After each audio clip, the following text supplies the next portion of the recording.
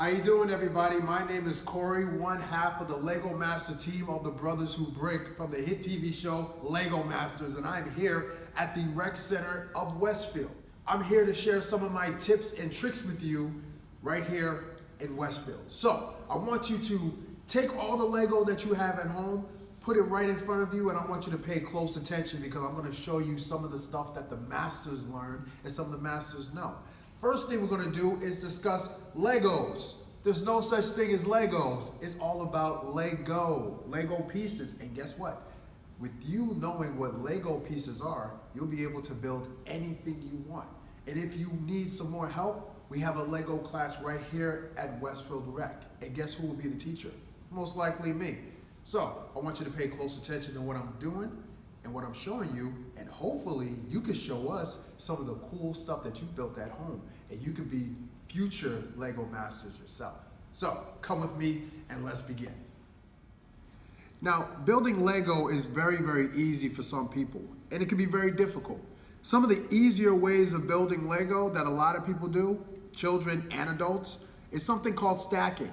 Now, as you can see by my model here, I have a pretty nice little model. It looks like the opening of a house. You have your different walls right here. You can add different furniture inside and you can see it. And if you look over here, I have the exact same model. Judging by what you see here, you probably can't see the difference between the two, but I'm gonna show you the difference between the two. I'm gonna use my finger and I'm gonna flick just once. One, all right, maybe I have to do it twice. Two, look what happened. One of my walls just flew out. The rest of my walls stayed up, but guess what? All of my walls will fall off. This is a very, very weak way of building with Lego because everything fell off. Now, I'm gonna try to do the same thing. Look at that. I'm knocking every corner of my structure and my structure is still intact. This is what we like to call overlapping. Overlapping is a very simple system of placing bricks over two other bricks. So it's kind of like when you have a 2x4, this is called a 2x4 Lego brick. What I like to say cover the splits. And what you're doing is when there's a split right here between the two bricks, you cover it with one brick. And you follow this sequence and this pattern in order to have one solid structure. This structure is so solid, I don't even need this piece. I have a whole piece right here. And obviously, these pieces are gonna fall over very, very easily while my one structure is very, very solid. So that's how we do overlapping. Stacking is fine for stuff really tall, but it's not a strong way of building. Overlapping is the strong way of building. Hello again. Now, I showed you what's the difference between stacking and overlapping. Now I'm gonna show you different styles of overlapping. A very, very common style and a very popular style is the stacked overlap. The stacked overlap is very simple. You have two bricks here, and all you're doing, again, you're covering the splits. By covering the splits, you're taking a brick and you're putting another brick over it to create one solid piece. And guess what? You have to follow this pattern as high as you want it to be.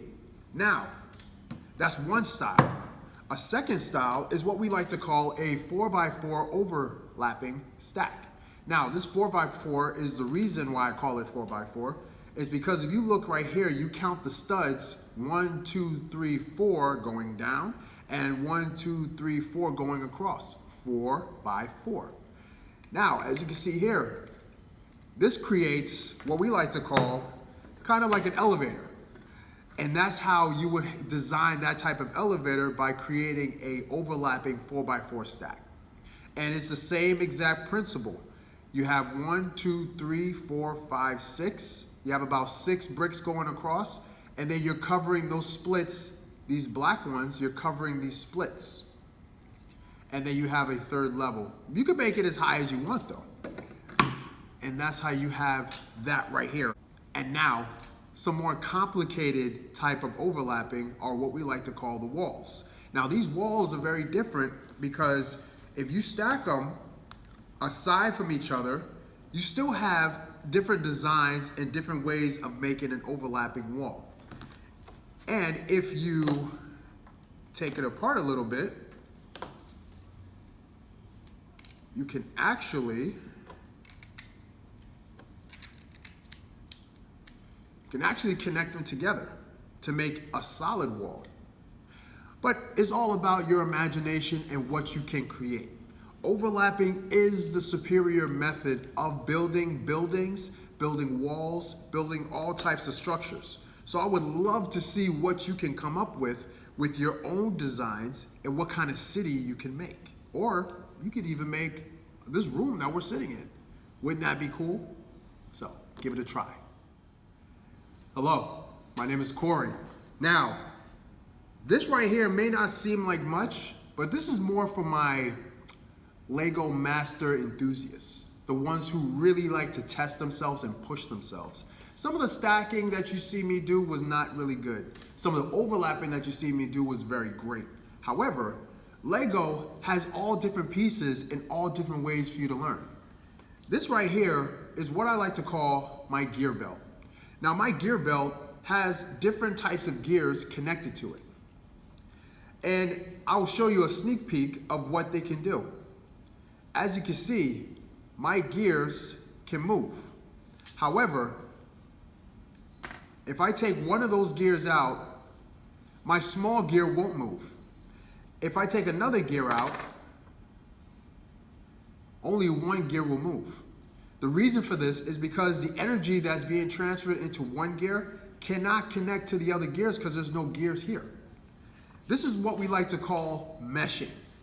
Now, a way for you to know what meshing is if you don't have Lego at home, if you take your fingers like this, your 5 fingers, and you put your 5 fingers in between, and you go like this right here is called meshing. When your fingers are all coming together and they're pushing each other and they're working together.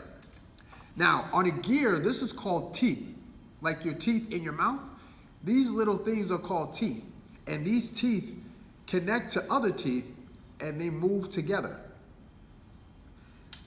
Now, I have my gear right here. My small gear wants to move. So I need to put another gear here in order for it to mesh. See how they're connected? They're meshing. But this is my father gear right here. My father gear has to move all the other gears. So guess what? Mama gear is coming to the rescue. And mama gear is connected, and the 2 sons are right here, or the 2 daughters, or the son and daughter, whatever it is. And then mama gear is going to move all the gears together as one big happy family. Now, this right here is called, again, gear meshing. So you could definitely try this at home and see how many gears you can connect and see how many gears can move by just one gear moving. Last tip, this right here is also called a transmission. This transmission right here is sending power through all the gears in order for it to move. So that's just another tip and trick by the Lego master himself. Vroom! What's that sound? That's a car. Guess what we have today? We have a car. Now, this car is very simple to make. You might have different pieces at home, but I'm going to show you a very simple way of making a Lego car. Now, I'm going to keep my car right here because I want to show you the pieces that make it over here. Now, the first thing you want to always have with your car is something that we like to call a box frame. Now, this box frame is in order for you to create your car. You have wheels right here, but your wheels need to be connected to something. So, what we have here, these pieces are called Technic beams. Now, you might have a couple of these Technic beams at home. If you do, awesome. But what if you don't have any of these Technic beams at home? You might not be able to make the car that you see here, but you can make it with different wheels and different types of wheels at your home. You're going to need 2 Technic beams in order to build this project. And you're going to need 2 flat plates in order to build this project too. Do you need the same ones you see in this video? Absolutely not. In fact, you can actually use a big plate if you want to. However you want to use it, however you want to build it is your design. But for me, I'm going to use these 2 small pieces. I'm going to connect my 2 flat pieces onto my 2 Technic beams. And now I have a frame. The next thing I want to do, I want to grab this long piece right here. This piece is called an axle, okay? Now this axle is going to help us in order for our wheels to stay onto our car. But here's the thing, the axle can easily fall out of the hole. So we're gonna need something to hold them in place. These right here are called bushings. And what these bushings do, these bushings allow us to keep our axle in place. We're gonna put one in the front and one in the back because if you ever seen a car, there's wheels on the front and there's wheels on the back. Wheels on the bus go round and round, right? Wheels. That means you need more than one. So we have our 2 axles and we have our 4 bushings now. We're gonna place our wheels on it.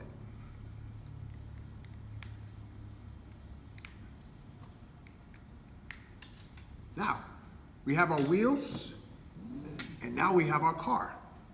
Now, if you see, my car has a little bit of stuff on the top. I just wanted to customize it so it could look real cool. But guess what? You can do the same. And another thing that you can do while you're home, maybe you want to test how fast your car can go. Maybe you want to test it against your sibling or maybe some of your friends if you have any friends that come over. Remember this that we did the last video? Well, guess what we're gonna do? We're gonna use that to build us a ramp. Now, you guys can, or you ladies, can place your 2 cars here, and then on your mark, get set, go. Uh-oh. Maybe something happened. Maybe something went wrong. I can tell you what went wrong. You wanna make sure that your wheels are fully extended out so that way your wheels are able to move. Let's make sure our wheels are fully extended out. We don't want our wheels to be too close to our frame because that's gonna create something called friction. Friction. Now, with friction, if you do this, and you start to feel a little bit of heat on your hands, that's called friction. That's what happens when the wheels are touching too close to your frame, you create friction. Now let's test this again. All right, it looks like this one kind of won. And it's because this one's a little bit too heavy. But again, you can use the pieces that you have at home in order to build these type of races, in order to build these cool type of cars. And you can use your hand to drive them around. Now, as you can see here, we have a lot of things to teach you.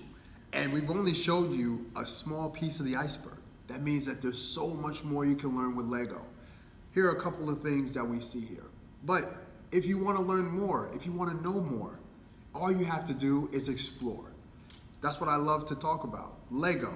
You can make anything out of Lego. You can design anything out of Lego. And here at the Westfield Rec, we teach this. We teach you how to take Lego and connect it to the stuff that you see every single day.